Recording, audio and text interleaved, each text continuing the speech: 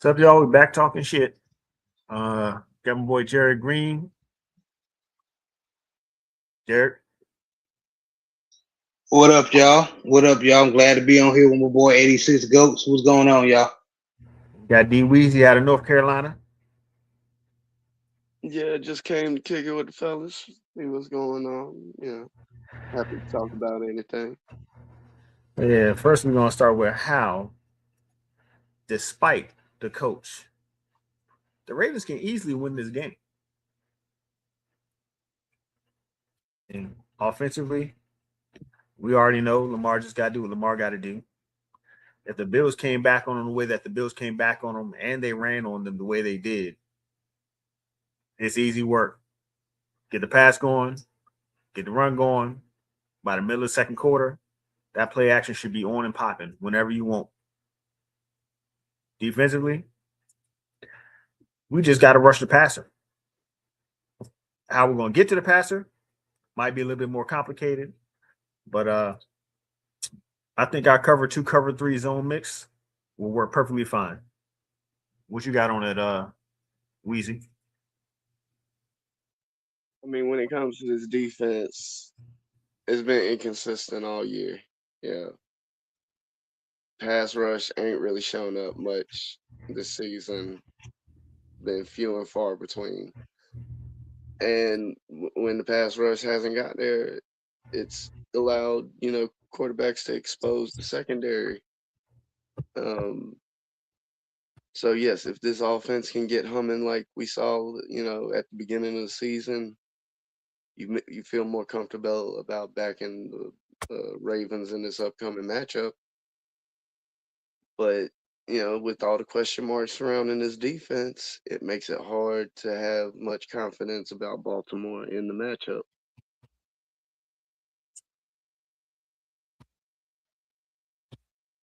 Jared? I have similar thoughts. I think offense, despite the inconsistency of both the offense and defense, if we keep the ball on the ground, uh, even with the atrocious guard play, um, their defensive line really don't scare me. But at the same time, uh, if we consistent with the run, Derrick Henry gonna get his, and Lamar's gonna be Lamar. Now like D Weezy put the defense, we got to get to Drake May. Me being a North Carolina fan and originally being from North Carolina myself, I am proud of Drake May. The young kid is hungry and he's looking to tear our defense apart. You got to make Drake May uncomfortable. That's the only way. That's the only way we got a shot of beating New England. We need to put this rookie in his place. Oh, is his rookie season, right? Or his sophomore season? I believe it. It might be his sophomore season, but I think it was. He Yeah. might have So, part of the well, sophomore young season. quarterback in his place. Put him in his place, man. Right. Now, like D Weezy just put, I'm not sure if Zach Orr can do that, but hell, we're gonna have to do something. We got the some of them defensive linemen got to get home, man. Got to get home. I think as far as my breakout player for this game, amazingly, I'm gonna go with Bateman. I think Bateman actually gets something done this game if he plays. If he doesn't play, my next is gonna be likely. One of the two unfamiliars for this season, I think they're gonna step up. They're finally going to do something. As far as defense, and Reds came just in time. I think Trenton Simpson gonna have some fun on the outside. Based on how the Pats like to line up with their formations, I think Trenton Simpson at least gets 20 plays defensively this game. and he gets at least 2 QB hits on the quarterback, if not a tackle for a loss. I can even see Rashad Bateman doing his thing against their secondary. I want my Tez Walker to get some burn. Like Coach Sip Vitale said, we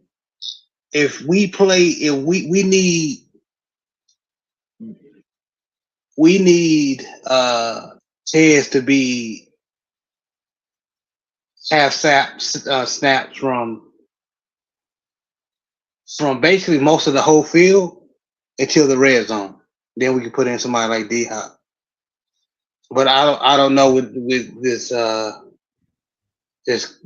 John Harbaugh and this coaching staff if they're thinking like that, which they haven't been. This is wishful thinking, of course. Yeah, Trent Simpson. Well, old boy came back. Jay Higgins came back. In my opinion, just looking at, I think Jay Higgins, undrafted linebacker, is better than Teddy Buchanan. The only reason why we haven't seen it is because he's been hurt, and they like Teddy Buchanan. That's their boy. But Jay Higgins, in my opinion, is the better linebacker. I think you put him beside Roquan here, he's gonna ball. I think they're a more formidable duo than Teddy and Rowe. Trying to be nice, I almost called him Rosimpic. I ain't gonna lie. But I mean, even from the inside, Trenton can rush from the inside. And I think they would rush Trenton more so than Rowe, because Rowe he can't time a snap to save his life, and he just get caught up in the wash. And it's I mean, you might as well send a cornerback to speed rush the guard as opposed to sending Rowe. And the Patriots ain't afraid to use the short pass game more like a run game. If something I noticed a couple weeks back with their play calling, it was a later game situation, but an instance where you needed run time off the clock, and they weren't afraid of throwing the ball to pick up 4 or 5 yards. That's something that that's going to be a nightmare. You know why? Because we do. But and I'm afraid of that, D Weezy, because Zach be in love with that off ball zone, that soft ass zone, and be leaving that 5 yards wide open. That cover 3 flat is supposed to nullify that. It hasn't. Well, I mean, it helps. It hasn't with us anyway. Backer that can actually play coverage. I mean, I think that's really a trait of our defense being undisciplined, because you're supposed to drop back to the depth that you need, but our guys keep getting caught being 2 yards from the line, and they're throwing a pass 7 yards deep. You're supposed to be as deep as the closest threat to you, at least. And if the ball's caught at 2 yards, you run up and you make the tackle. That's the whole reason for that cover 3 flat is, okay, anything you got to catch the ball at 3 to 5 yards, and you got to make a play afterwards. And on third down, we're not even making it to the sticks as far as our linebackers dropping depth.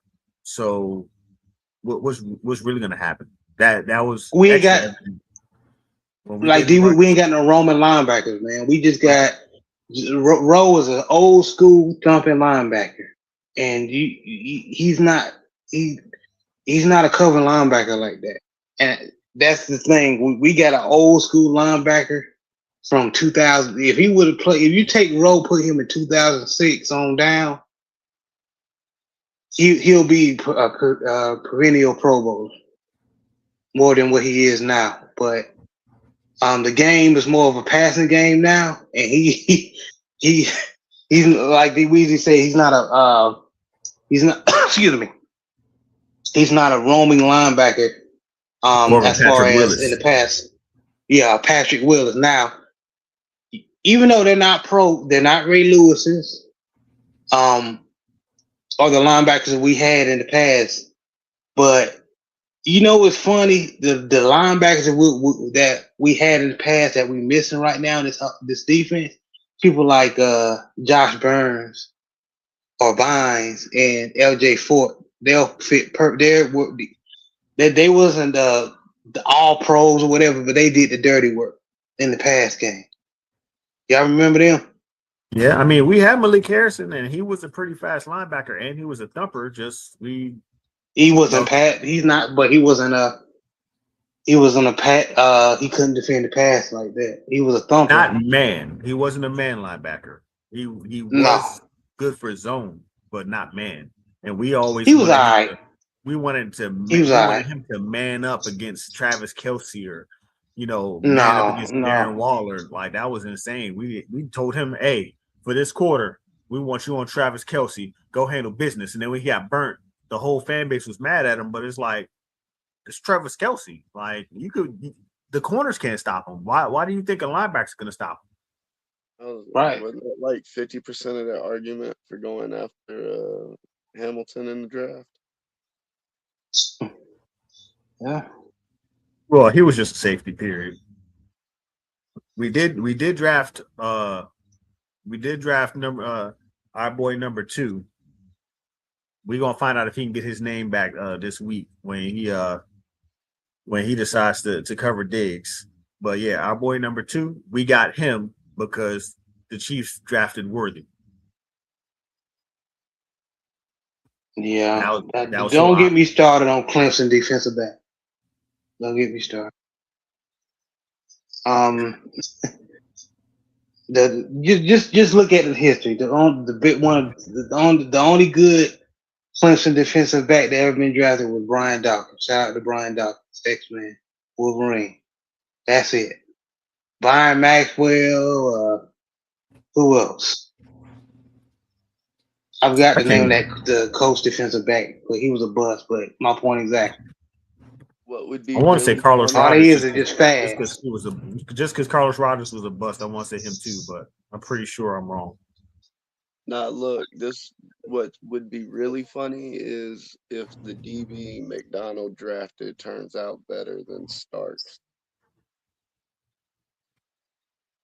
Oh, you mean Iminwari? hey, bro, it's happening, bro. That's what's funny. It's happening now.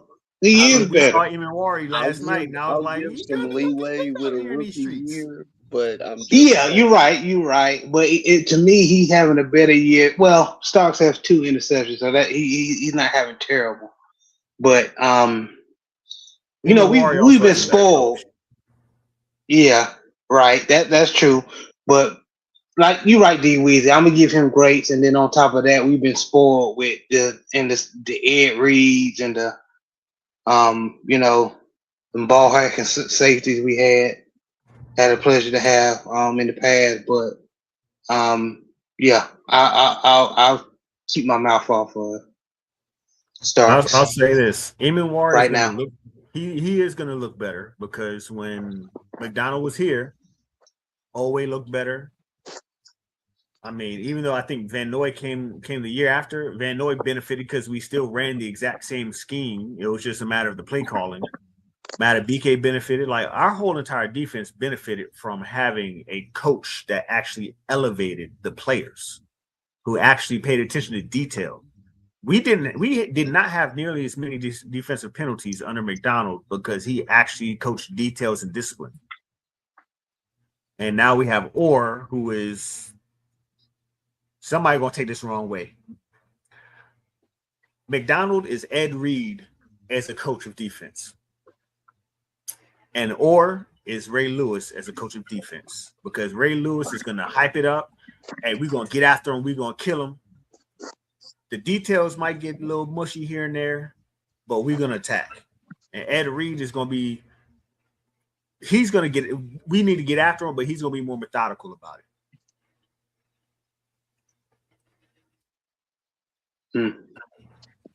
That's to me. McDonald was more methodical about it, and Zach Orr is ready to go in there and hit somebody like he's still playing. But Zach Orr has to understand you can't have the mentality of hitting somebody like you're still playing because you have to set the tone for the piece, and you let Rowe and you let Kyle crash out and be the tone for the violence.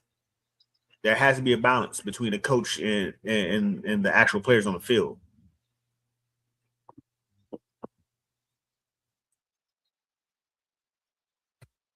I will say this, even though we've been talking, saying he's not developing fast enough for us, but I am seeing flashes. I'm excited for Mike Green. I'm Yeah, excited for Mike Green. I think Mike Green is in the same situation that Owe was in, where we don't know how to use him. Yeah, but you can see, like, just I can see him again, D. overcoming the Weezy. coach.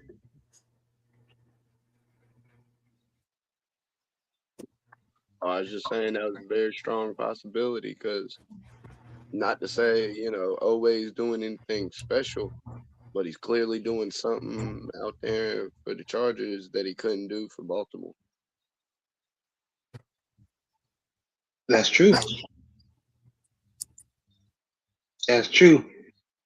Just even with I'm excited from even with this jacked up defensive scheme, you can still hear him trying to slash. You still see him turning the corner. He just trying to learn. Now when he goes against the premier tackles in the league, you still see him get stonewalled from time to time because he out there learning. But you can see in a couple of probably in a couple of years if we're smart, he gonna do his thing, in my opinion. Yeah, I think in coaches' discord, somebody, I think Killer Cam, he was saying how Clint Kubiak was kind of mid, and I started paying a little bit more attention, and I could see some of the plays that he drew up, and I could see some of the things that just didn't go right for the play. I'm like, he's doing a little bit more than decent with Sam Darnold, but just like we said, a better coach, better players, better coach. Because if those same throws that Darnold was missing and them same mistakes that Darnold was making, that was causing him to be in third and this and third and that, Lamar makes them plays, and Clint can call whatever he wants by second down. Because on the first down, he was getting yards. On average, he was getting yards on first down. So on second down, he could have opened up the playbook to whatever. And by third down, you can really do what the hell you want, because even if with Lamar, if it's 3rd and 5, that don't matter. Like 3rd and 5, your whole playbook's still open. Run, pass, play action.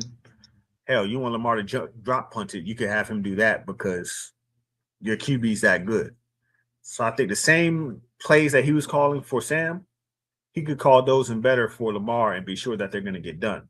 Because it wasn't but 2 years ago when we were talking about Sam Darnold was a failed project. And I happened to steal him in a fantasy league for the low. And it's paying off now, thanks to coaching. And also, he, what they was doing in the first half wasn't working. He made adjustments at the second half. They superstar player wasn't getting the ball, and they fixed that instantly. Yeah, I think they put him in the backfield and let him run a right out of the backfield for an 18-yard catch or something crazy like that. But I don't think the Ravens would ever. So fellas, I know our fellow content creators in the Raven space been talking about it, but I want to bring it up again. So what's it gonna take for our brick-headed front office to realize the offensive guard? So what's it gonna take? Is it gonna take Lamar getting hurt again? Because he's already hurt. I think they've realized it, but I think that the coach, and I keep telling people this, I blame the coach for this. The coach is going to play who he wants, and the GM can't force him to play the players that he should be playing because we have better linemen on the team. So, as a GM, why am I going to sacrifice picks to get players that you're not going to play regardless? We have Ben Cleveland. We've been had Ben Cleveland. We have Emery. We've been had Emery. We have Vincent. We've been had Vincent. you could kick Vincent inside to the damn guard position if you have to. Really, if you make him left guard if you got to. And That's he's gonna easy be as kick. better than Voorhees, even with his flaws. Ain't that a Right. damn shame? And Emery and Ben Cleveland could fight it out for right guard. But EDC needs to go in there and fucking flex. Hey, I'm the GM. It's either y'all literally paid me extra money to stand behind Ozzy because you knew Ozzy was going to retire. You wanted me to be your GM. You either let me GM and the coach is going to play the right players, or you let me get rid of the coach and I'll hire a coach and I'll get the best players I can and we'll play the best players. It's on John for being an asshole who's too hard headed, and it's on EDC for not standing up. Y'all, did Jim Caldwell stay in Baltimore after he won the Super Bowl with us? No, I wonder why. because John didn't want him. The offensive coordinator, Yeah. the offensive coordinator was removed, and I think Ozzy was the coordinator. Ozzy was the GM at the time. Ozzy hired Jim Caldwell as the offensive coordinator. In the story. And our offense was on the roll. Because y'all remember Marshall Yonder was a tackle. He made Marshall Yonder a guard. He kicked Marshall Yonder at guard. He didn't like Bryant McKinney. He didn't start Bryant McKinney. I forgot who was playing left tackle. I think it was Orr, and then I think Yonder was at right. And then KO was as one of the guard spots. So when Jim Caldwell took over, we moved Michael Orr to right. Yonder was at right guard. KO was at left. Matt Burke was at center, and then we had Bryant McKinney at left tackle. And then we saw it from there. And that's the crazy part. John Harbaugh wants to change people's position, but when it's something as simple as making a guard tackle into a guard, or just benching a guard for another guard, he don't want to do it. But you want to take Project Pat and take him from defensive tackle to a fullback. You want to take a box safety and try to make him a free safety. Matt Elam, yeah. We ruined Matt Elam's career. Not saying he would have been a Pro Bowler, but he would have lasted in the NFL for He'd a at couple of least years, got in a my chance opinion. with another team to do what he was supposed to do. And I'm not saying he didn't get another team to pick him up, but at that point, that other team was like, "We'll take a flyer on him. If he practices during training camp and we cut him, we don't lose nothing." But they're not going to invest in him because I'm giving you a chance at this point, so I don't have to invest in you. You got to prove to me that you're going to be what you're going to be. And training camp ain't enough time to reverse all the bad and then show the good. Considering that he was probably coached terribly in the first place, so he don't, as a new guy coming in the league and you're getting coached on certain things, you're given bad habits that you don't know are bad habits. So how are you going to fix them? Yeah.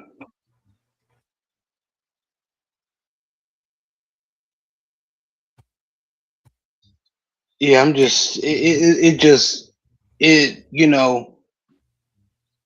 these dudes are getting paid millions of dollars, and people like us and Joseph Tally and Endo and Lunch Break High Take, all Londa B and everybody. We can look at the shit and see what needs to be done,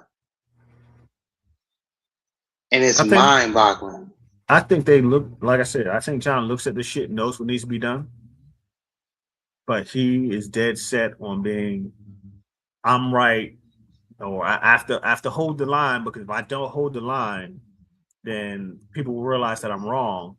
But I've always said you will get far more credit from me if you say, you know what, this ain't working, I'm gonna fix this.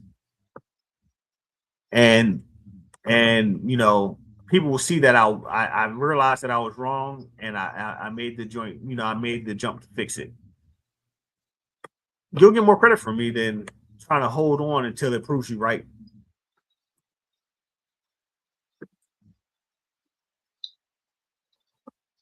He's just complacent. And a part of it, I think, a big reason why y'all hadn't seen more pressure put on the front office is it's a trickle down effect from ownership, where at a certain point the goal isn't to win a Super Bowl. Like, as invested a fan base as the Baltimore Ravens have, as long as they maintain being respectable, that's all they got to do.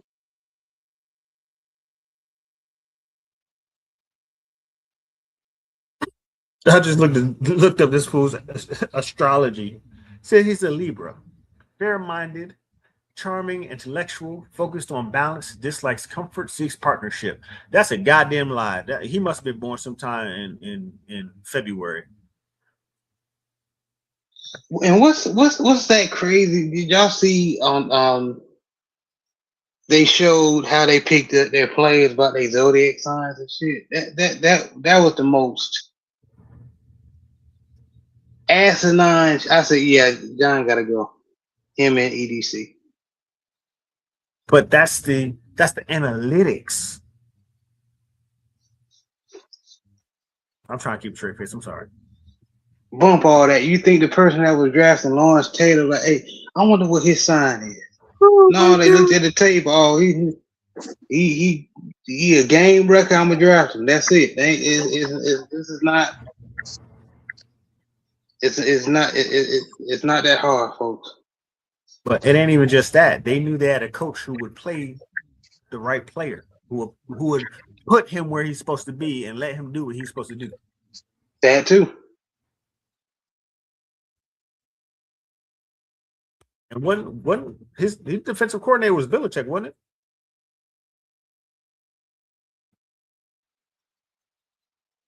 Who? Lawrence Taylor? Yeah, I feel like it was. At one point in time, it was. Yeah. I want to know who his rookie defensive coordinator was.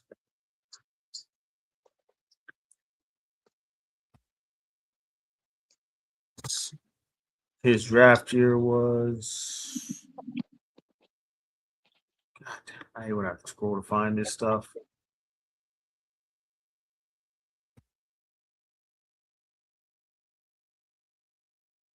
They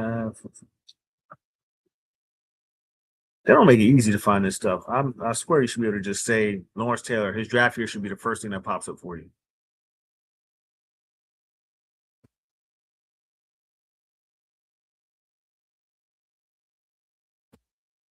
I'm just going to type in draft year.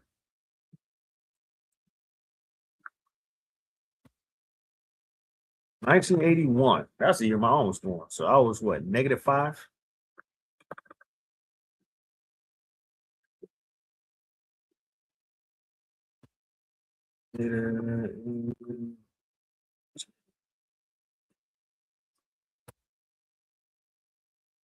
Oh, Bill Parcells. Makes sense. That makes absolute sense. Bill Parcells was his defensive coordinator when he was drafted. So I thought he was a head coach. he came back as a head coach. Oh, okay. It said he came back as a head coach.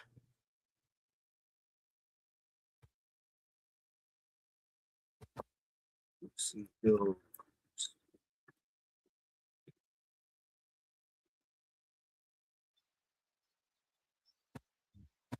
So in a nutshell, if we do not make the playoffs, this is all on John, and he needs to get out of here, man. Because this was like, you can't tell me when people say, "Oh, he did this ignorantly," because he, like you said, he wants his way, wants it to work. Ain't no, I'm not taking that as an excuse. This is sabotage. At this point, even if he makes the playoffs, he has to show something in the playoffs. He has to show growth as a coach, not just, okay, we made it one more round. Like, I need to see something from John Harbaugh that he has actually gotten better. Because the thing with these coaches is how I want to say, like, you know how they say red chip, blue chip, white chip when you're talking about college players? Yeah. He might be a white chip. I need you to bump yourself up to a red chip. I need you to, and then eventually you need to bump yourself up to a blue chip, because the coaches can be stagnant as far as their abilities and never grow. As long as the players are doing good enough to make the team look good, everybody's okay with it. But if Lamar stayed I can rush for 10 touchdowns and I can throw for 30 touchdowns and only give you 5 interceptions. Well, hell, 9 interceptions, because 40 and 5 is still crazy numbers. So if I can get you 40 touchdowns and 10 interceptions, whether it's 30 running and 10 on the ground, if he stayed that person that half of his touchdowns had to come on the ground, we wouldn't be happy. Even if it was 30 touchdowns, 5 interceptions, we would not be happy. We would say, okay, you have to get better. You have to turn that into 25 touchdowns and maybe 5 on the ground and only, 5 or 6 interceptions. And in a couple of years, we want 40 passing, maybe 3 running, and get down to 3 interceptions. We would not be satisfied. Even with Lamar's last year, we wouldn't be satisfied with the same thing this year. We want progression. But out of the coaches that we're hiring, whose contracts are fully guaranteed, which I will always mention that because it's some absolute bullshit, we don't require them to progress year after year. Why not? That's crazy, man.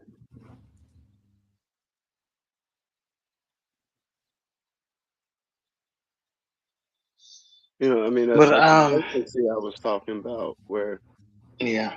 you see it in a lot of sports where the assumption is ownership is concerned about trying to win a title, and that is not always the case. Now, that doesn't necessarily mean that ownership doesn't care and isn't going to make an effort, but that doesn't mean that it's going to be an effort on par with trying to win a Super Bowl every year, where by all accounts coming into this season, expectations were almost Super Bowl or bust.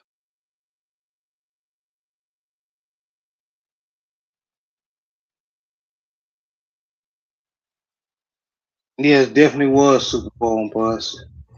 Um,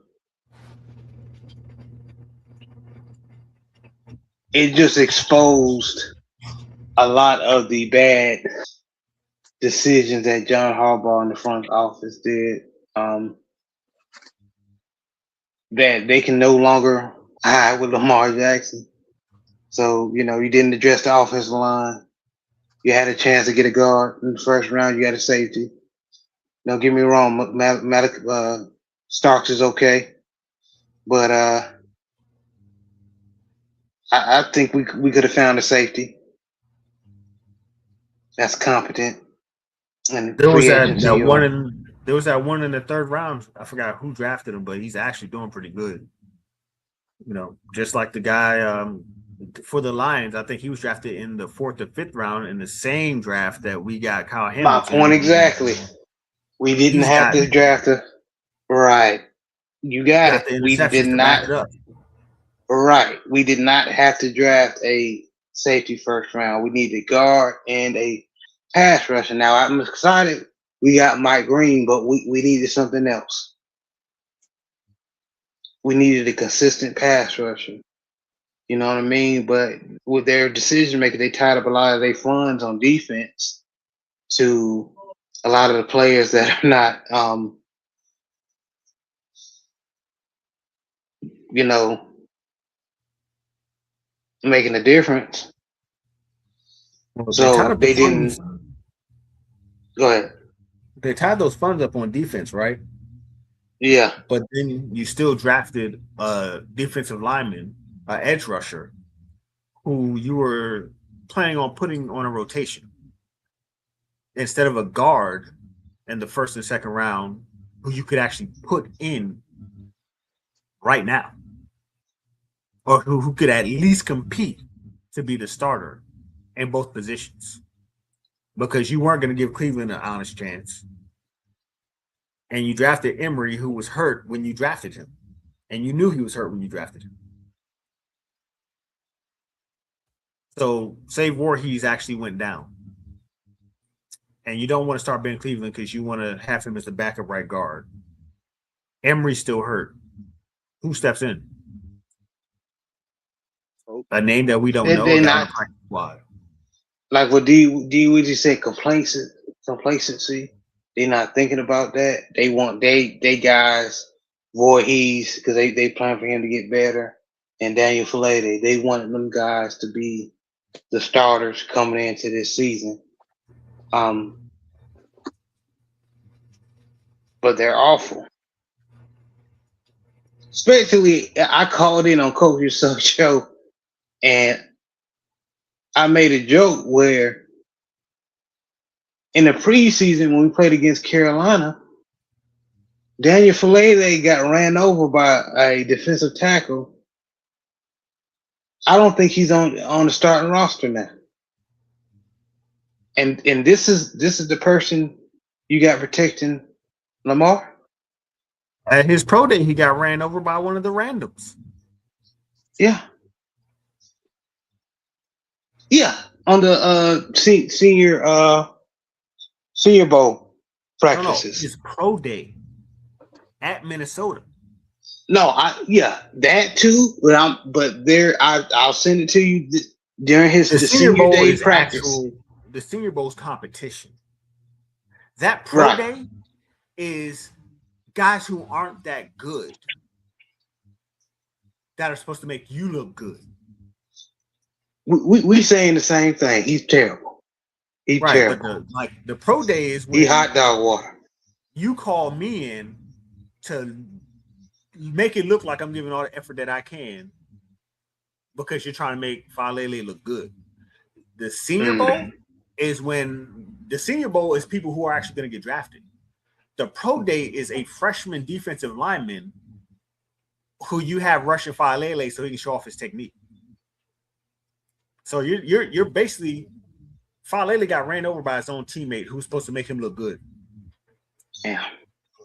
The Senior Bowl, everybody's trying to make everybody look bad because I'm trying to get drafted number one player. If I can perform at the Senior Bowl, especially in the one-on-one drills, stock goes up. If I perform at the pro day, I still got to play for another 2-3 years before anybody even sees me. So I don't have any benefit from running Falele over. Falele has the benefit from actually keeping himself up. So the guy who ran him over at his pro day, wrong way. Falele was showing off his falling down skills. Must have been. Because the guy at the pro day didn't have nothing to gain from making Falele look bad. If anything, he was going to get in trouble with the coach. Daniel Filete was practicing to be on that welcome home mat rug. He practicing to be that. That's his ass been getting stepped on since the preseason. So you saying he got welcome back tattooed on his chest? Oh yeah, front and back. Oh, front and back. Yeah, I mean, this is malpractice, bro. Like, I don't care. Come on, y'all. Let's say all three of us are coaches, right? And we see, a young man that we like, man, we like his family. We love him to death. Good young man. And he that terrible? No, bro, I can't start you, man. Especially somebody that on the roster is better. I got to start somebody else. The thing is, and the worst part about that is he's on his rookie. So you're not paying him. So it's not like one of these situations where you done paid Rowe $100 million. He better get his ass on that field and do his job. Falele's on his rookie contract. His contract is already set by the position that he's drafted in. So you ain't invested nothing in this man. You actually paid Ben Cleveland to come back. So you're actually paying this man. So, I mean, it's not like the NBA where, hey, this man making $52 million a year. He got to play whether he sucks or not. This man, Falele, is getting peanuts for as big of an elephant ass that he is. He's getting paid peanuts. So let him eat them peanuts on the damn bench with Brent Urban. So Brent Urban can make him a new friend. since his best buddy retired, and let one of these real guards actually play.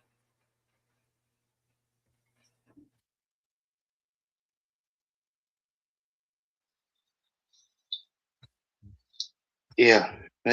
I be honest with you, what I'm gonna be waiting for is the off season. I'm going whether we make it to the playoffs or not. I'm gonna be looking for what's gonna happen in the off.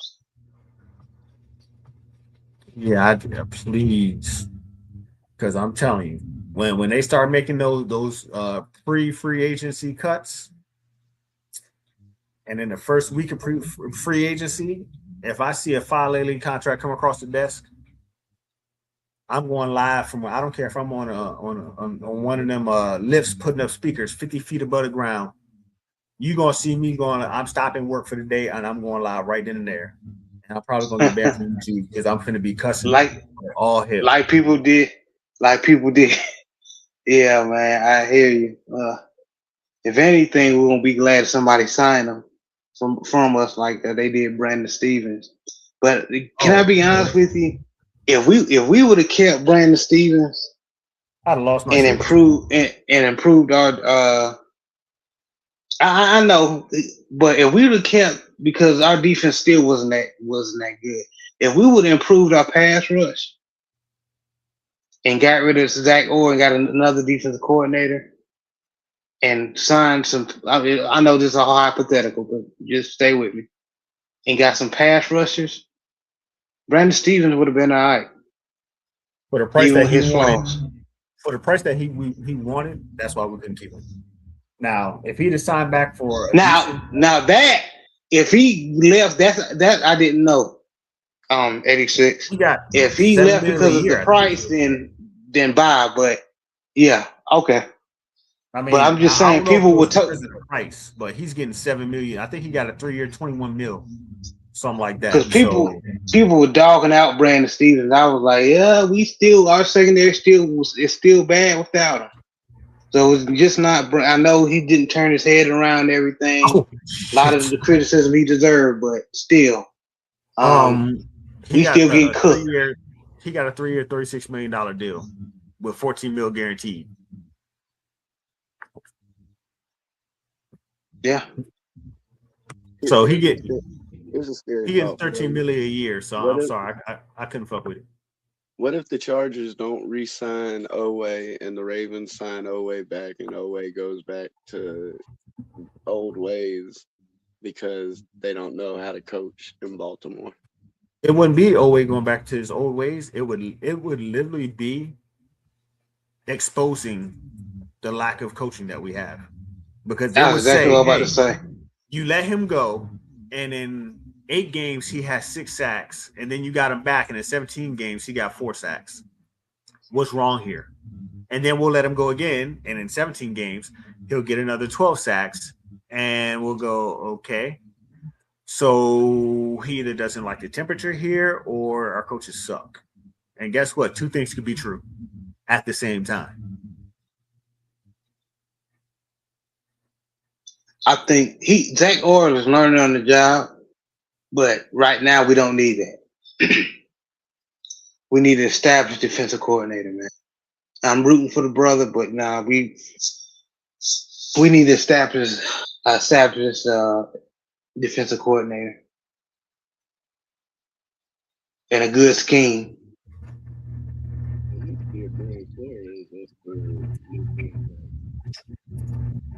I mean, we don't necessarily need an established coordinator, but we need a coordinator who actually knows what he's doing. Because Mike McDonald was not. I feel like his name is Tim or something. I can call him Mike. But McDonald was not established. He was just the right guy, and he learned from one season to the next. He learned because he was the right guy. He understood where he was making mistakes. In my definition, established is Mike McDonald because he knew what the hell he was doing. In my opinion. Yeah, I mean, he technically wouldn't. I only said he technically wasn't established because he only was the head coach. He was only the defensive coordinator for 1 or 2 years at Michigan. That was his only experience in coordinator was at Michigan. He was competent enough. I hear what you're saying, but he was competent enough. Right. I would say yes. That's what I say. We need a guy who's competent. We don't need you to be established, but we need you to be competent. We need you to see this didn't work last week, learn from it, get better this week. I see stuff that I didn't do. You know, we need a Lamar type. We need Lamar type coaches. Lamar goes into the offseason and says, "Hey, I need to work on everything, but I need to focus on getting better at this." Harbs isn't that. Zach Orr apparently isn't that. Munkin seems to have got, Munkin has been able to implement more of his offense. I wouldn't say he's got better at play calling, but he's been able to implement more of his offense because, like I said, it takes 2 to 3 years to actually learn an offense to where a coordinator can call whatever play he wants to.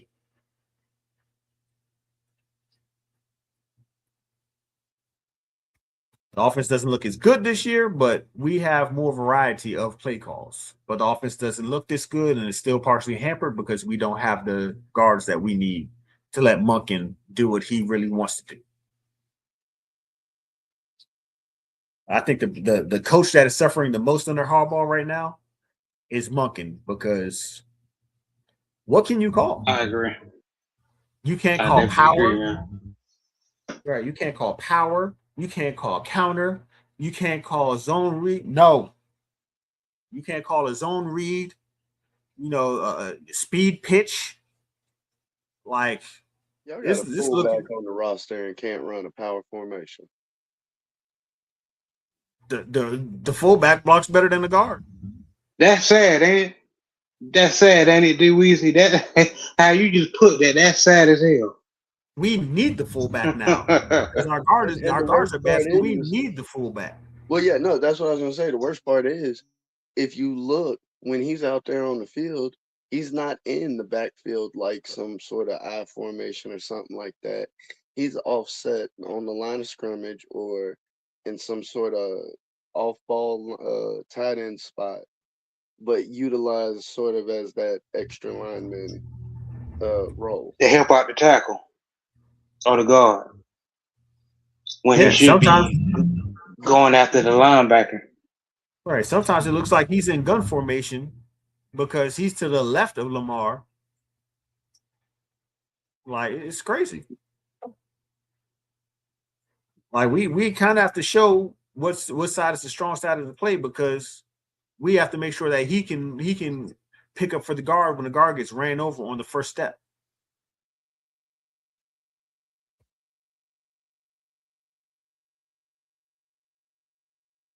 I just think I need to apply to the NFL as a coach or something because the requirements look a little low. Seem like I ain't even gonna have You to move. you start to hear a lot of people say malpractice, man, and a lot of this shit true. 'Cause a lot of shit I've been seeing, like, come on, bro, you getting paid all this money. I even knew that not to do that or not to run that. Well, I'm gonna start identifying as a malcontent.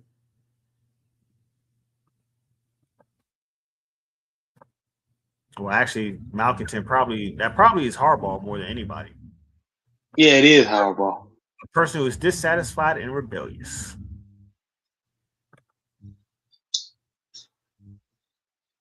But How fellas, I'm you about to get off here and go to this enjoy with the family and friends, man. But 86, man, I appreciate you for letting me hop on D Weezy. Pleasure from talking with you, brother. man anytime. Take care, man. I appreciate you, 86.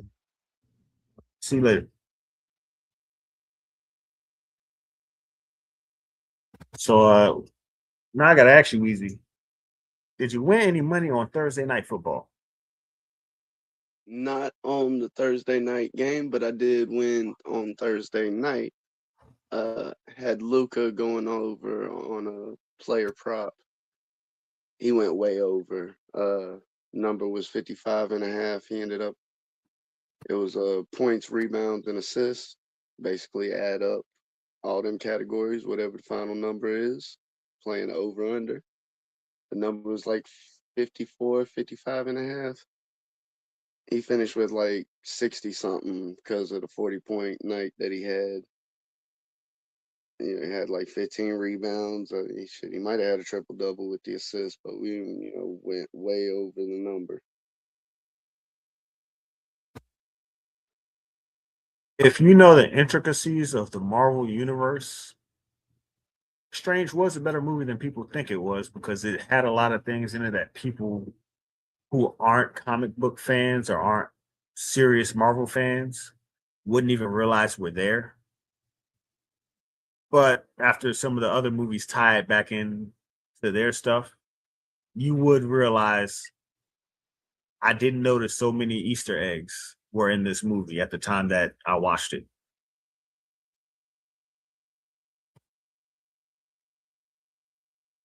Kind of want to know what made you ask that question. But I'm thinking about betting 2 touchdowns for Lamar throwing, of course, 150 yards passing. And I probably take Bateman for 35 yards and likely for 35 yards. I think I might run that as a parlay. Not no big money parlay, but I put $5 on it. Hope something comes out. Man, the scariest part about that is that Bateman prop. Only takes one catch. Who says he gets one catch? Nobody. But that's why it's a prayer. $5. Him in a prop for $5. The odds is probably so astronomical. I probably come out with 100. No, they wouldn't be that high. I was being facetious, whatever, whatnot. I was bullshitting, but I think it would be high enough that $5 would at least give me something worth lunch on Monday.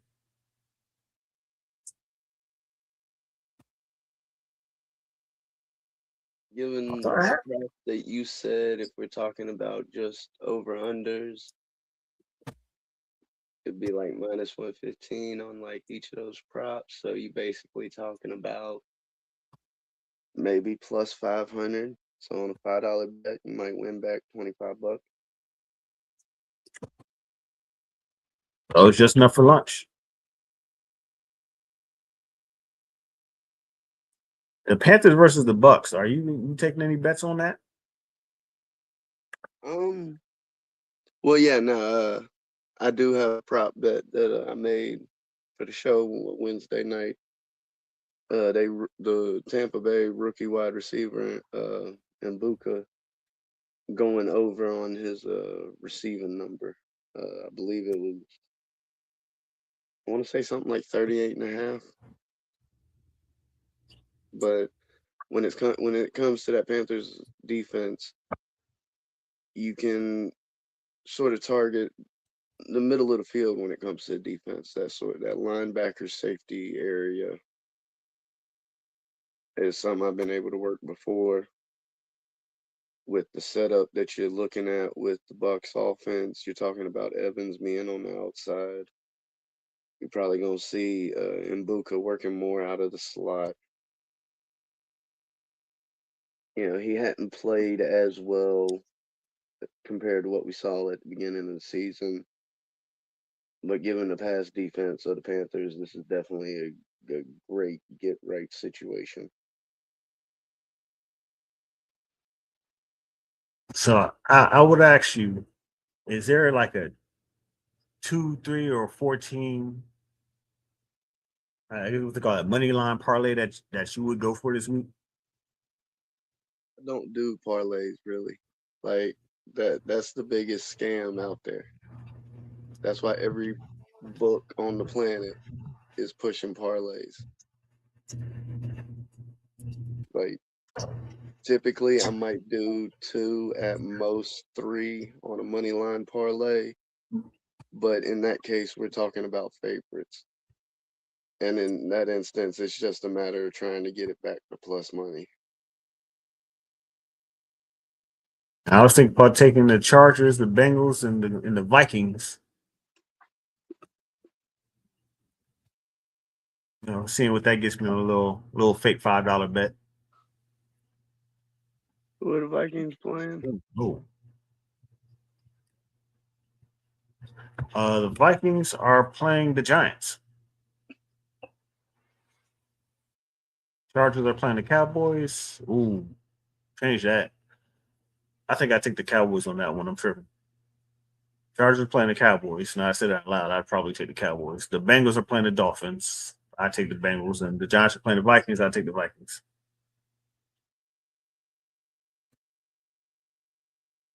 Now I'm tempted to take the Browns over the Bills,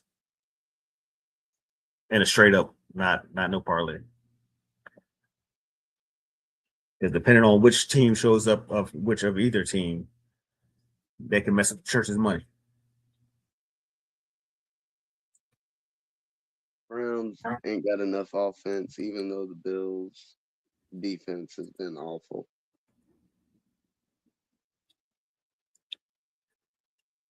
I don't know. I think my boy might go crazy chasing that sack records. He might get him 2 or 3. And if he does get it in week 16, damn. Yeah, if he does get it tomorrow, then nobody can say, "Oh, well, he got it because of extra games in the season." He's got till week 17. Yeah, but I mean, if he gets it tomorrow, No, you know. week 17. Because they Oh added yeah, an that's still extra 16 game. games because of the bye Yeah, week. yeah. So I knew something. doing it in week 16 would be like 15 games.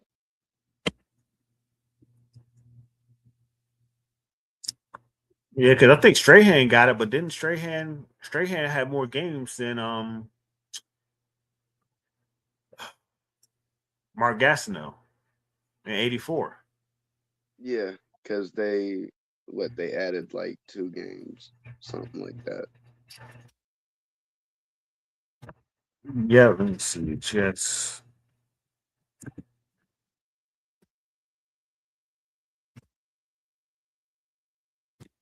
No, 1984. The Jets were no, it's still 16 games.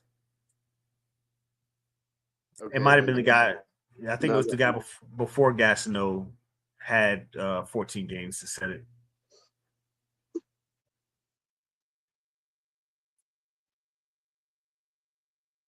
Yeah, so yeah, Gastineau is just he had 16 games. So I forgot the person whose record he broke had 14 games,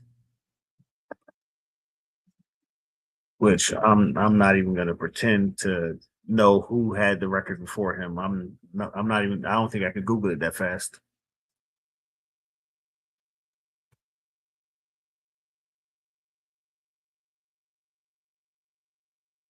Damn, how many sacks does the guy does I know Garrett is like 1 or 2 sacks short of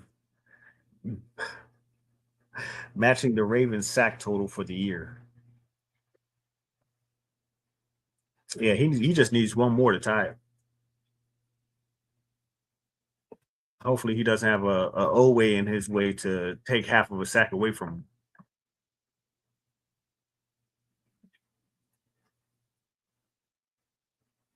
Damn fish in the tank going crazy.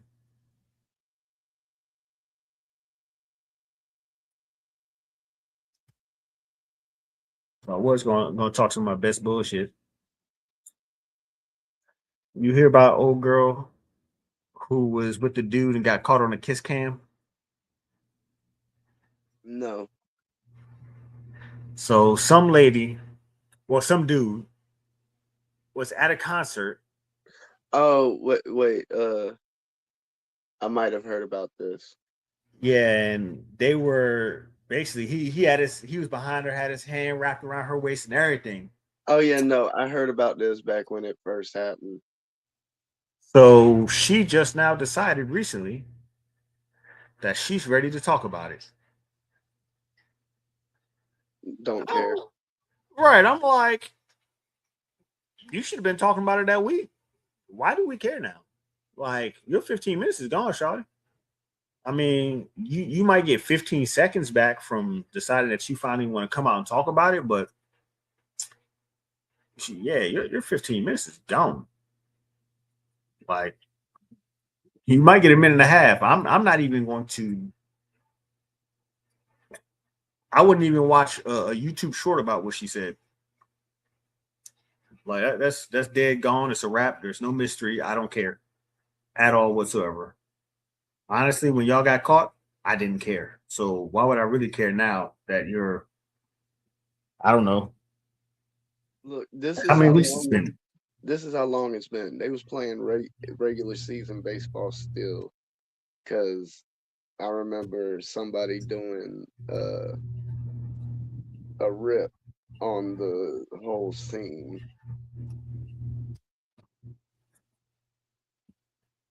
Wow. First season baseball. What's that? October? No, that at minimum you talking the latest being August. Or no, Well, I excuse me, thought. September. Yeah, I thought Reggie Jackson was like Mr. October, something like that. Yeah, no, playoffs are in October.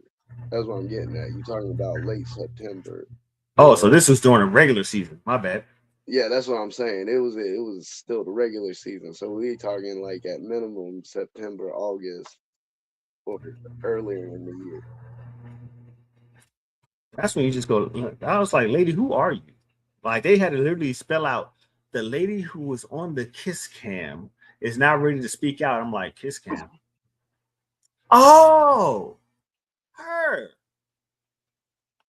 I guess you might think because the Sharon thing is happening, where he was messing around with the assistant who was escorting his wife around the stadium and whatnot. Maybe she thought because that's going on, this is my chance to get back in the news. That was a bad move if that was the case. Yeah, too little, too late. But I do want at the same time, give credit to the women who uplift and show real respect and love their man. Make a brother feel like something once in a while.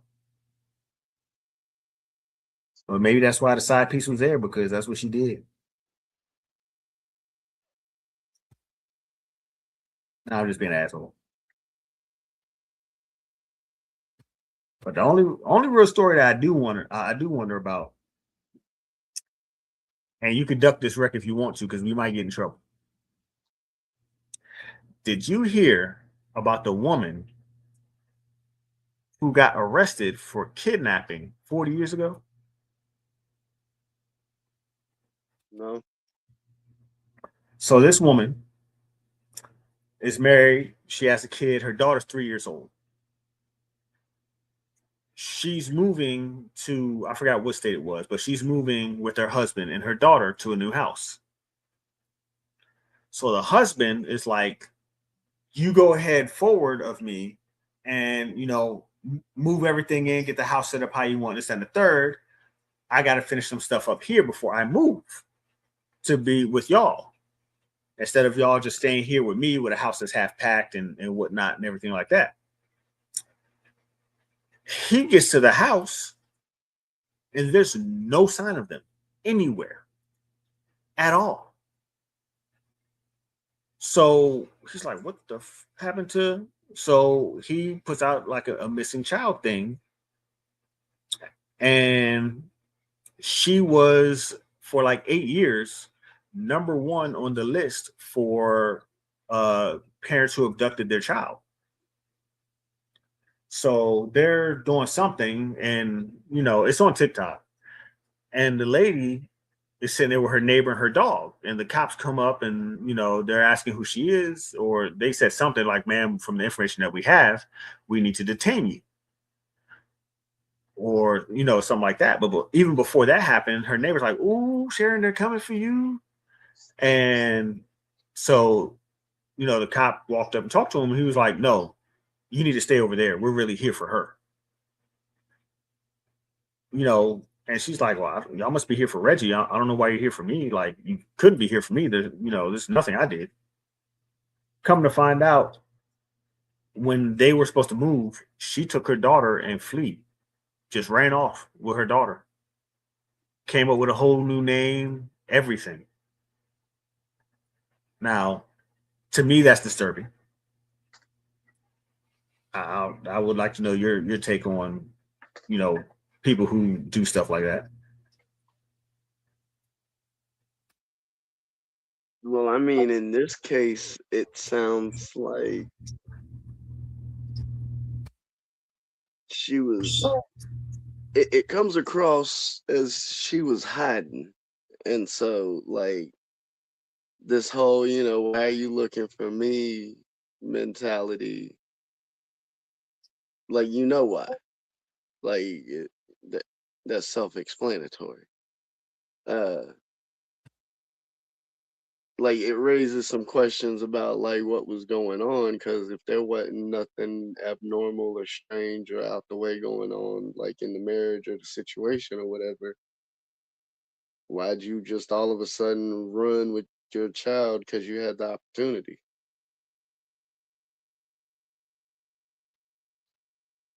Yeah, it Because if you can't answer that question with some sort of logical answer, then that raises a whole lot of other questions.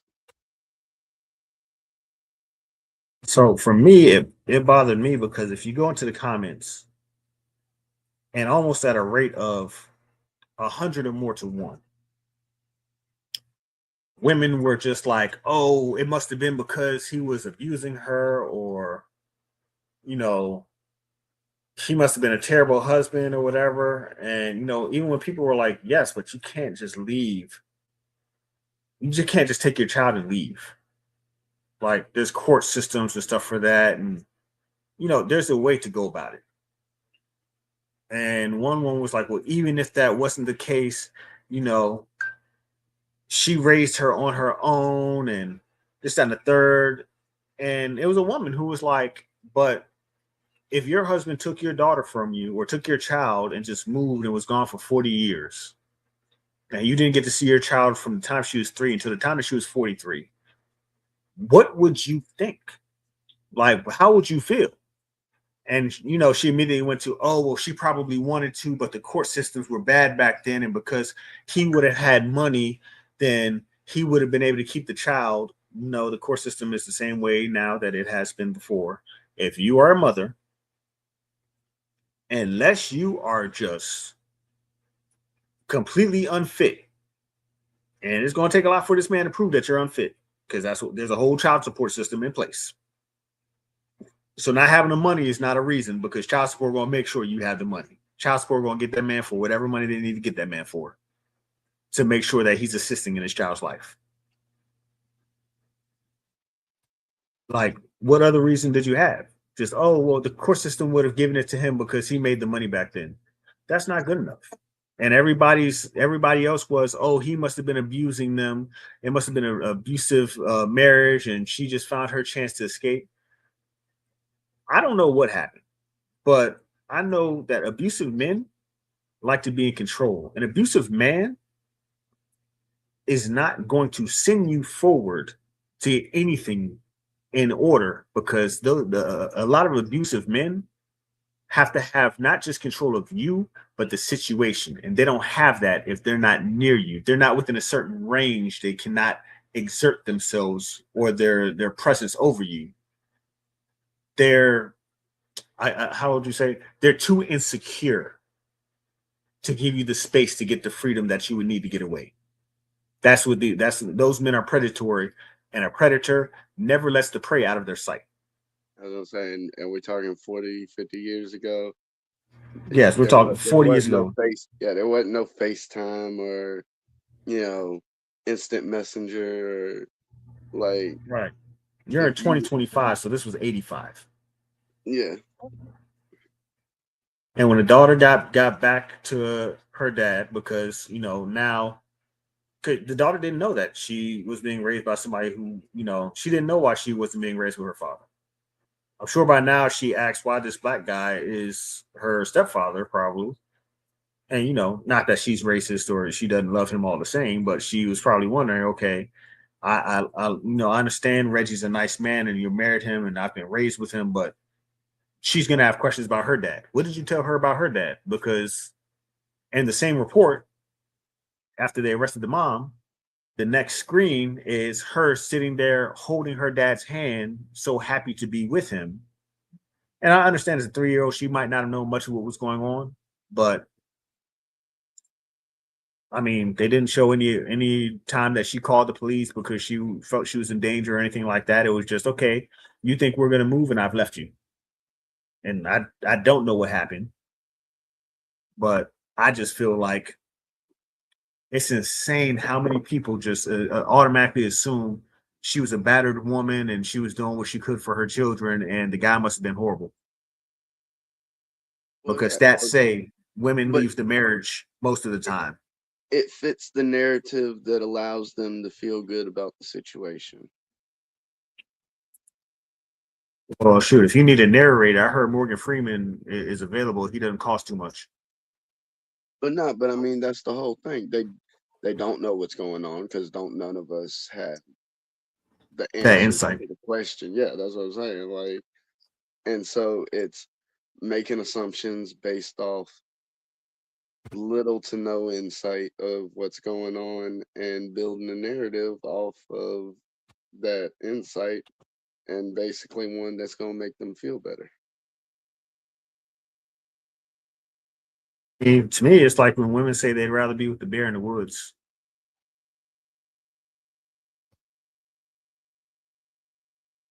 Like, I don't know anybody who would choose that life unless you raised that bear from when it was a baby. And even at that point, you might need to worry about if they ate that day or that week.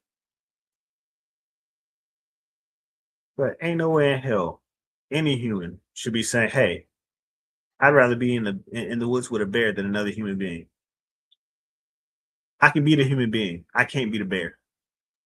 And guess what? A bear can smell you from over a mile away. So you ain't getting away like my man said on Boondocks. I like you and I want you. We can do it the easy way. We can do this the hard way because you can't outrun the bear and you can't get far enough away that he can't smell you. Even if he walks after you like Jason Voorhees and Friday the 13th, he gonna smell you.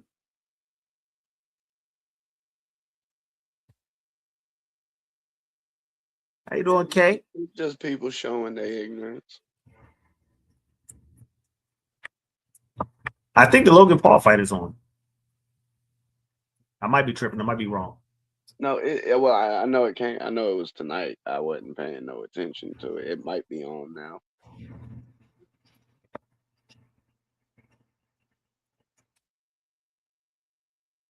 I mean, Kay, being the first woman to actually comment in this piece, I don't know if any other women are watching. You agree with the woman who took her daughter and ran and hit her for 40 years?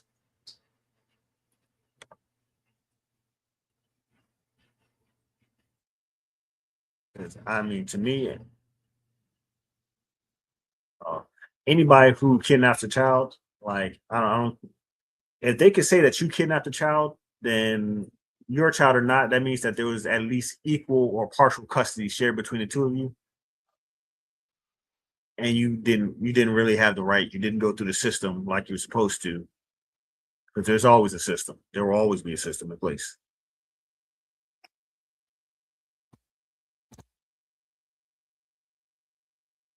First of all, I mean, maybe that's just a story that some people are latching on to because them Epstein docs are getting released.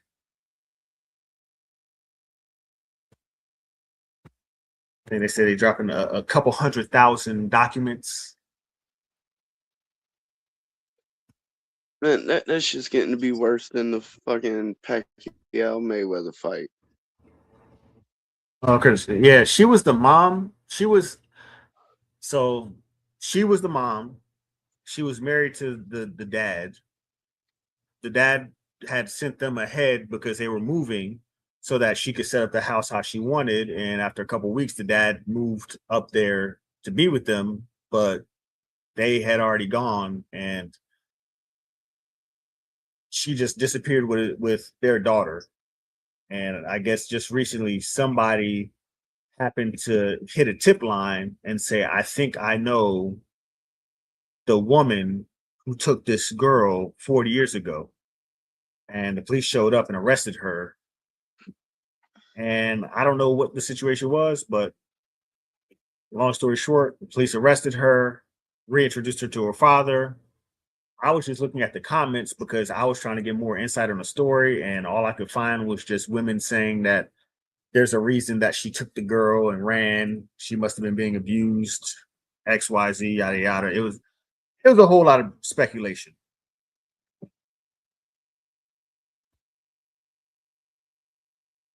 As of right now, nobody knows because the woman who got arrested for taking her hasn't spoken out.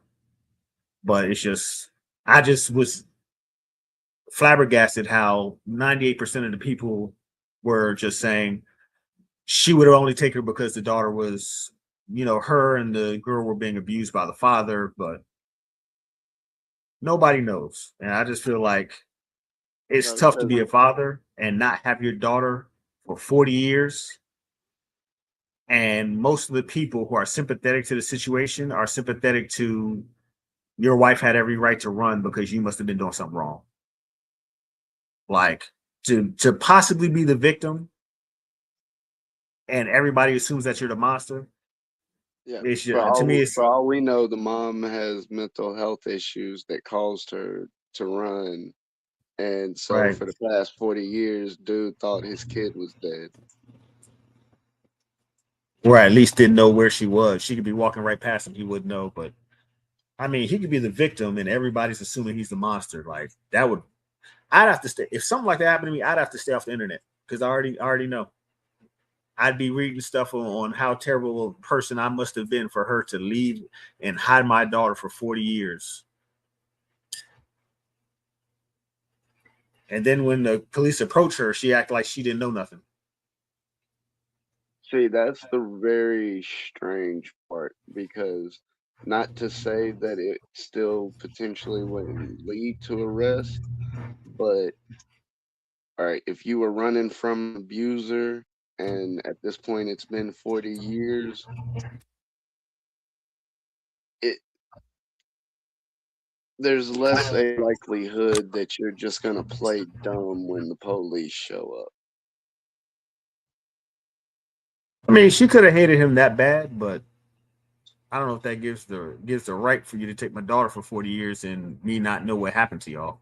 Yeah, no, I'm not saying it gives her the right. That's what I'm saying. Like it could still lead to her ending up arrested, but it's unusual. At least comes across unusual that you would play dumb if you supposedly had a legitimate reason for running. Right. If I got a legitimate reason, the first thing we gonna do, first of all, she's crazy. She tried to beat me with a frying pan and she almost hit my daughter. Something. I'm coming out swinging with all types of reasons why I was right for what I did. Not just, well, they must be here for my husband. They can't be here for me. Uh, Ma'am, the detective said you took your daughter 40 years ago and your real name is this. So your current husband don't even know your real name.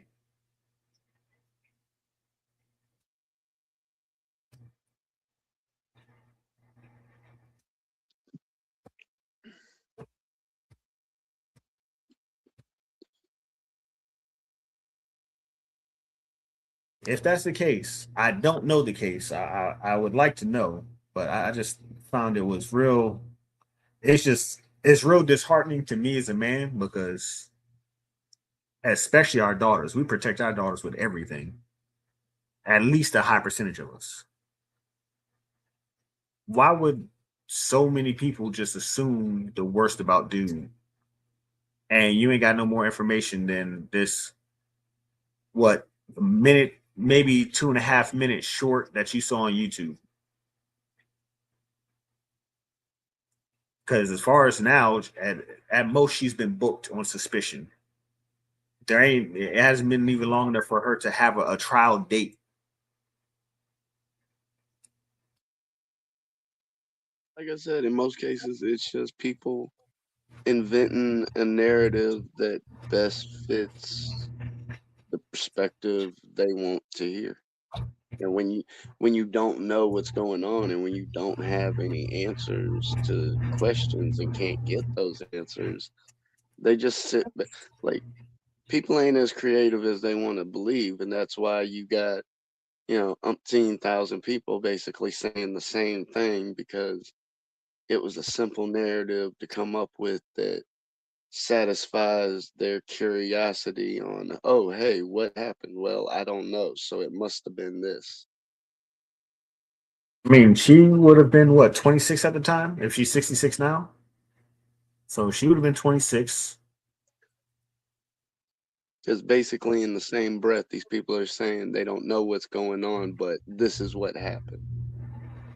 Right.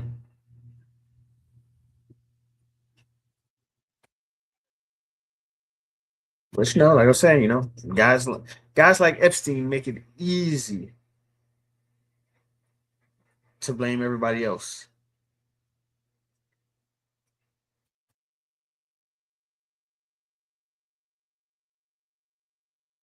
Oh, crap. Of course, now they're saying, Nick Renner, the son of the famous director who apparently killed his director father, Rob Renner, and Michelle Renner. I didn't know she was a singer.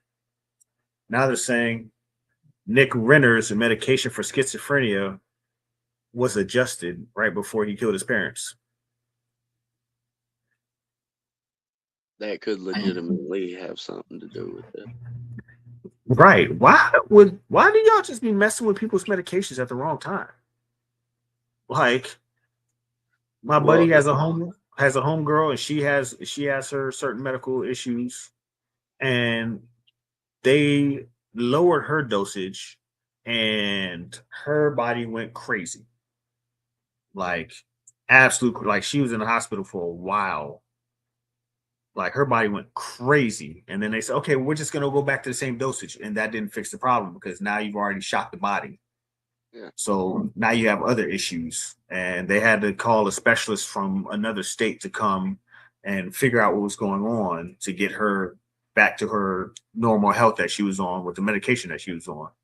So yeah, adjusting schizophrenia medicine. They just said they Well, was on that. I said, hold on now. Y'all got to get him somewhere safe for a couple weeks because and we need to and make and, sure un- this levels out. and unfortunately, people don't take things as seriously as they should, because, like you said, adjusting medicate, especially serious medications along those kind of lines. Like, even the doctors tell you, like, hey, you might want to pay attention to him for the next few days while he adjusts to this new medication or this new dosage. And if you don't, bad things can happen, unfortunately. And so, again, we don't know that's the case, but that's not the type of stuff you really want to hear as information comes out about potentially what happened. Yeah, I was working with a guy and he was at a party and they somebody asked him something and immediately he thought of the Princess Diaries. So he said a quote from the Princess Diaries. And he was like, literally everybody in the room said like we're saying quotes from the Princess Diaries. And went home after the party, said the third. By the time he woke up, he found out that Renner had been killed. And he was kind of like, whoa, that's crazy. It was just like a crazy coincidence because, I mean, oh, it was the Princess Bride? It was Princess Bride. The one with Andre the Giant in it. Yeah. And my boy, he always used to inconceivable. Yeah. So, but I was like, that's just the irony of things that happen. I took my mom was in New York and she was with my brother, and he looks up and he sees the Twin Towers, and they're tall as hell, especially when you're a kid. He's like, "What's that?" And mom was like, "Well, it's the Twin Towers," and she explained it to him, whatnot, X Y Z. Not even a month later, because I think this was like back to school shopping when she had took them. So not even a month or two later, Twin Towers is gone. So it's years later, and we have Ben's Chili Bowl here in DC. They have like some of the best chili smokes. Well, they used to. I'm not sure. I haven't been there in a couple years, but they had some of the best like chili smokes, like half smokes with chili, cheese, whatever, in DC. Like these were so popular that Bill Cosby would have them flown to his house in New York. So, Not the endorsement you want these days. well, this is before any of that happened. I mean, he had him flown to his house, so he wasn't like Ben's best friend, but he loved he loved the food. So he went, and we went to the National Auto Car Show. Goes through every state, just shows all the new cars coming out and stuff like that, and custom cars and whatnot. Which I think there's one. It should be one either this month or next month in DC. And they actually allow you to just give your ID, and they have like 5 or 6 cars that are coming out that they'll let you actually test drive. Even when it was snowing, they still let people test drive these. All you had to do was give them your ID. So I took him there with his homeboy and my girlfriend at the time. We go to Ben's Chili Bowl. We eat. Everything's all good. 2 weeks later, Ben from Ben's Chili Bowl dies. I said, I'm not taking you anywhere to do anything that is of importance You need to to a take him to a state or a Ravens city game. ever again.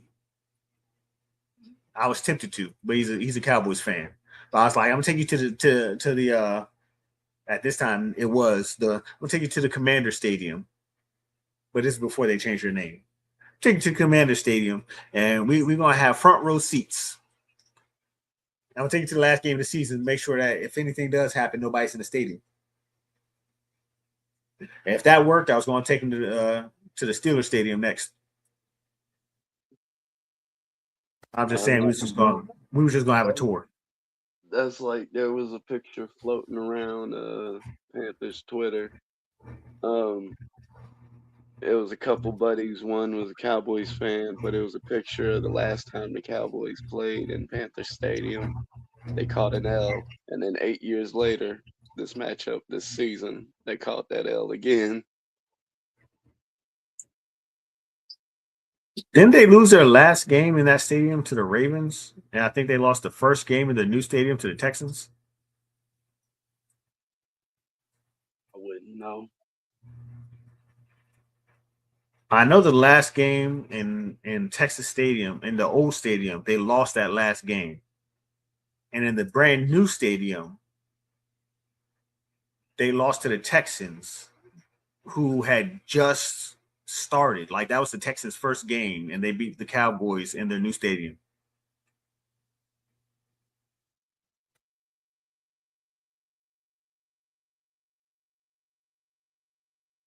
What? I feel like I want to know who the Cowboys lost to in their last stadium.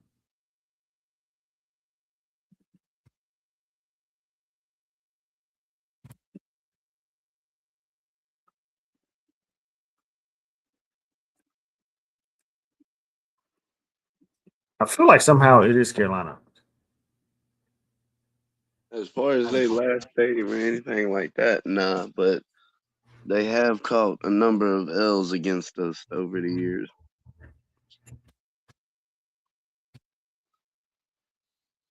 Last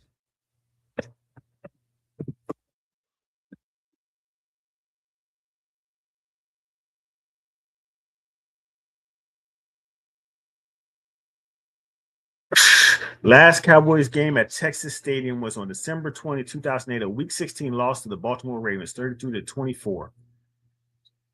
So they lost to us in their very last game at Texas Stadium, and they lost to the Texans in their very first game at the new stadium.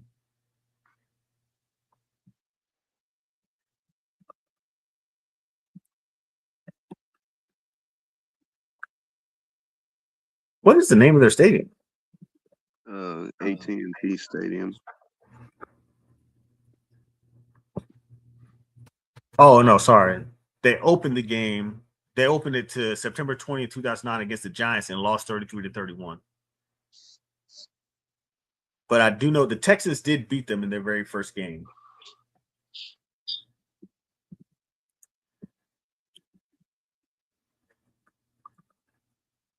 Texans' first ever NFL game was the 1910 victory over the Dallas Cowboys, December 8th, 2002, at Reliance Stadium. Okay. So Reliance Stadium's first game was the Cowboys losing to the Texans. The Cowboys' last game in Texas Stadium was losing to the Ravens. The Cowboys' first game at AT&T Stadium was losing to the Giants in their first game.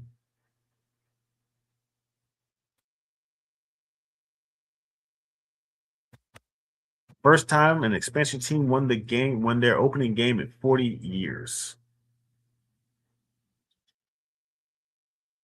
Wow. Dallas was down bad when they played. And the dog only cares about food and getting scratched. I was gonna say they ain't got much better.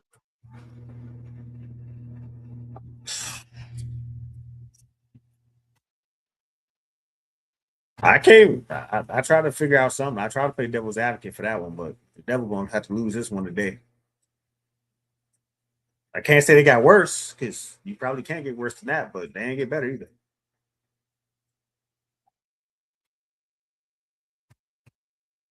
I mean, maybe they was down bad and now they just down ugly. I don't know if there's really a difference, but I wouldn't want to be in either of those positions.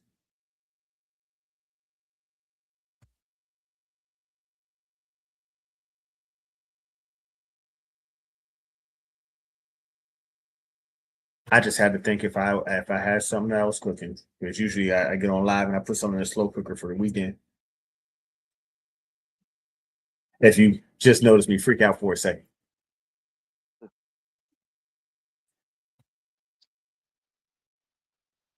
I think that might be it. But tell the people where they can find you. Both of your channels, by the way.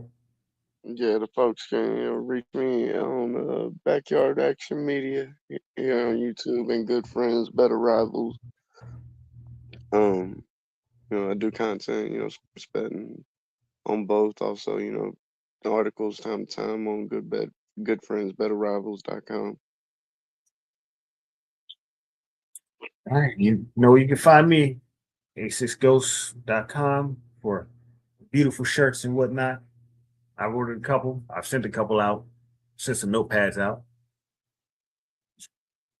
Man, them roll tide gonna fall over. And a6ghosts.com, a6ghost on YouTube. I forgot what my Twitter is. I actually started TikTok. So I don't remember what the hell that is because I ain't gonna lie, I don't care too much. I'm just gonna let it ride and see what I can do in these streets. But I will have you listed as a collaborator, be easy. And I'll also have Jared listed as a collaborator. Oh snap! What did it look like? That's what I want to know about. I need to order. Well, I would say I need to order me a notebook, but I don't take notes. So it really just be a paperweight. It looked good, but it really just be a paperweight. But I need to order me some shirts. And if y'all didn't notice, since I'm actually doing live stuff again, copying coach and doing a points thing, I still haven't figured out what I'm gonna give away at the end of the month. But the first of the year, whatever the points is, the points is. Right now, Reg is in the lead with 7. K got 2. Jared got 2. I got 1 somehow. I don't even know how because I guess every once in a while I type something. But yeah, I'm getting something away. I'll probably give something away after Christmas too in the Discord for the people who are in there. But yeah. We in these streets. We out of these streets. The butt didn't work.